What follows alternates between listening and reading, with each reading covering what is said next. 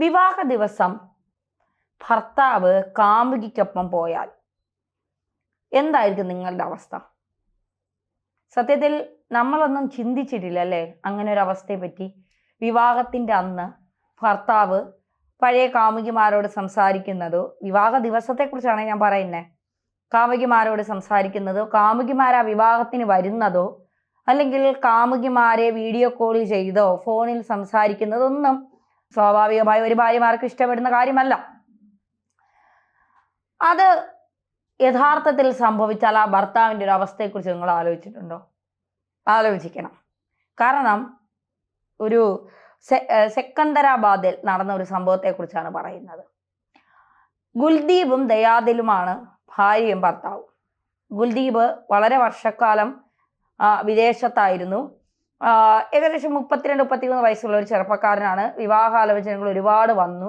അപ്പോഴൊന്ന് ഗുൽദീപ് ഇപ്പം വിവാഹം വേണ്ട, കുറച്ചുകൂടെ കഴിയട്ടെ, കാരണം വീട്ടിൽ കുറേ പ്രാരാബ്ദങ്ങളും ഒക്കെ ഉണ്ട്.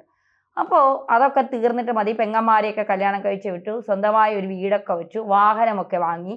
അപ്പോൾ അമ്മയ്ക്കും അച്ഛനും പ്രായമായി, ഇനിയെങ്കിലും നീ കല്യാണം കഴിച്ചേ പറ്റൂ എന്നവർ നിർബന്ധം പിടിച്ചു.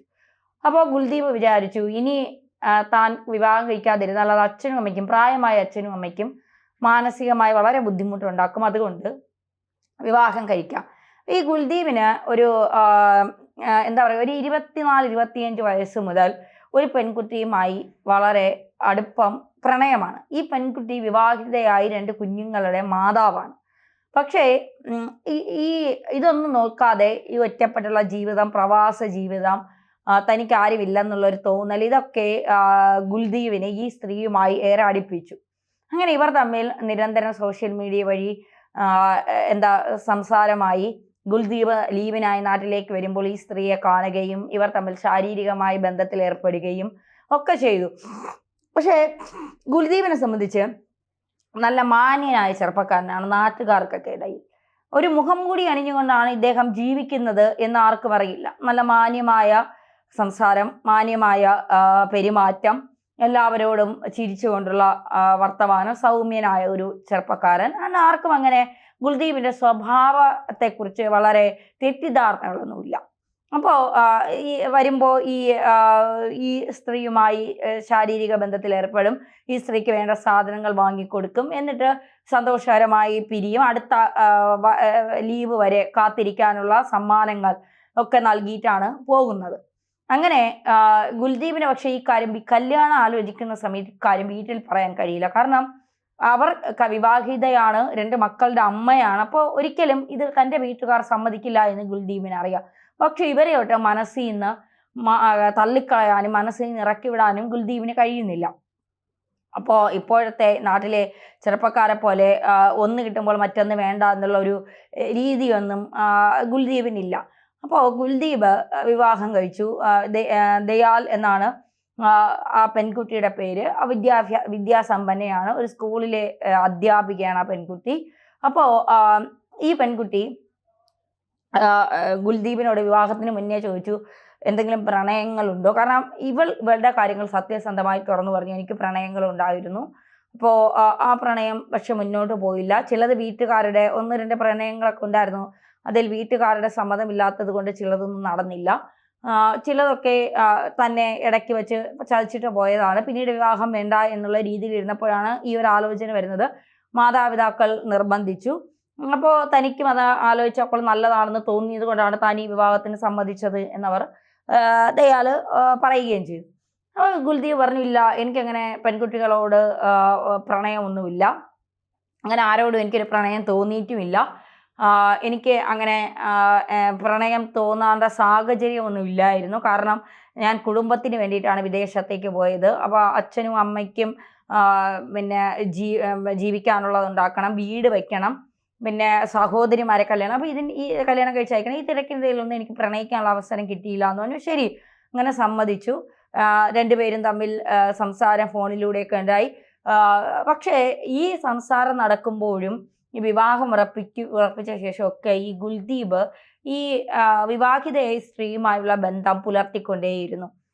ലീവിന് വരുമ്പോഴൊക്കെ കാണുകയും സംസാരിക്കുകയൊക്കെ ചെയ്യുമായിരുന്നു. അങ്ങനെ വിവാഹം വന്നെത്തി. വിവാഹത്തിനായി 1 മാസത്തെ ലീവിന് കുൽദീപ് നാട്ടിലേക്ക് വരികയാണ്.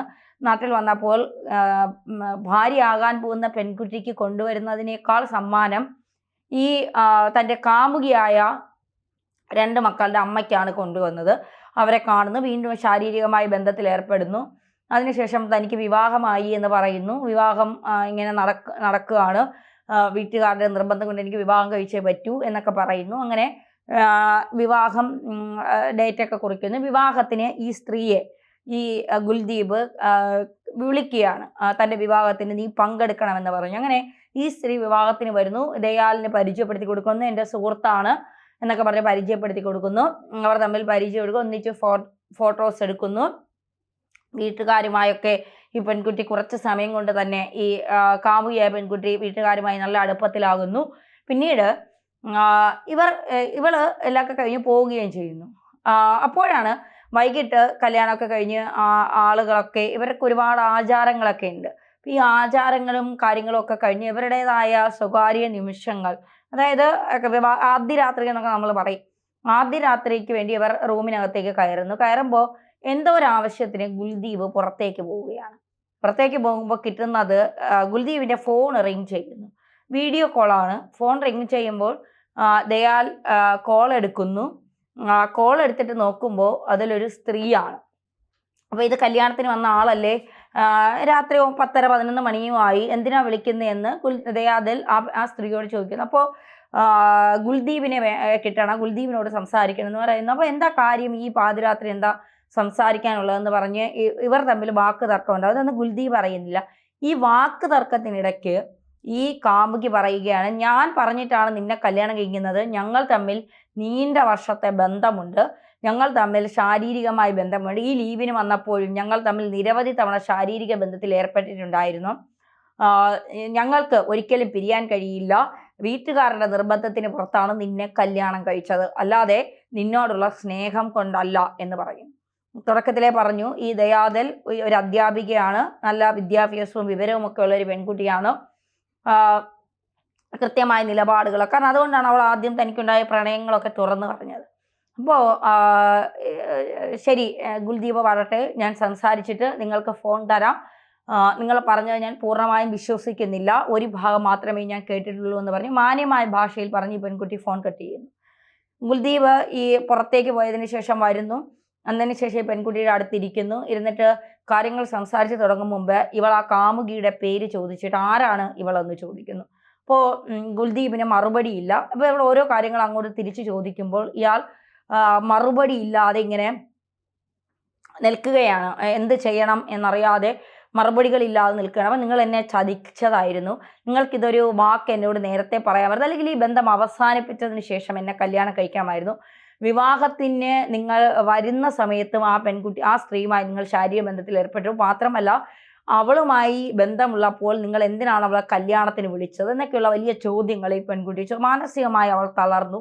പക്ഷേ ഈ സാഹചര്യത്തെ എന്താ പറയുക, മുന്നോട്ട് കൊണ്ടുപോകണം. ഒറ്റപ്പെടലിൽ നിന്നുണ്ടായ ഒരു ബന്ധമാണ് ഇത്. കൂടുതൽ സ്നേഹം കൊടുത്താൽ ചിലപ്പോൾ അയാൾ തിരിച്ച് തന്നിലേക്ക് വരാൻ സാധ്യതയുണ്ട് എന്ന് ദയാദലിന് മനസ്സിലായി. അയാളുടെ സംസാരത്തിൽ നിന്ന് അവൾക്ക് മനസ്സിലായി. അവൾ പറഞ്ഞ ഒരു കാര്യം, ജീവിതത്തിൽ ഇനി ഒരിക്കലും അവളുമായി ഒരു ബന്ധം സ്ഥാപിക്കുകയോ അവളെ വിളിക്കുകയോ നിങ്ങൾ ചെയ്യരുത്. ചെയ്താൽ നിങ്ങളുടെ ഫോണിൽ നിന്ന് നിങ്ങൾ തമ്മിലുള്ള ബന്ധത്തിൻ്റെ എല്ലാ ഡീറ്റെയിൽസും എല്ലാ കാര്യങ്ങളും ഞാൻ എൻ്റെ ഫോണിലേക്ക് ഫോർവേഡ് ചെയ്തിട്ടുണ്ട്.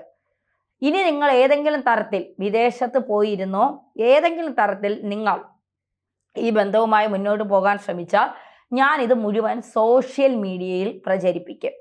നിങ്ങളുടെ മുഖംമൂടി ഞാൻ വലിച്ചു കീറും. മാത്രമല്ല നിങ്ങൾ ഇനി വിദേശത്തേക്ക് ജോലിക്ക് പോകേണ്ടതില്ല, നാട്ടിൽ എന്തെങ്കിലും പണിയെടുത്ത് ജീവിച്ചാൽ മതി. ഇക്കാര്യങ്ങൾ അംഗീകരിക്കുകയാണെങ്കിൽ നമുക്ക് ഈ ബന്ധവും മുന്നോട്ട് പോവാം. കുൽദീപ് ആലോചിച്ചപ്പോൾ അവിടെ ഭർത്താവും 2 മക്കളുമുള്ള സ്ത്രീയാണ്, തൻ്റെ ജീവിതത്തിലേക്ക് ഒരിക്കലും അവർക്ക് വരാൻ കഴിയില്ല.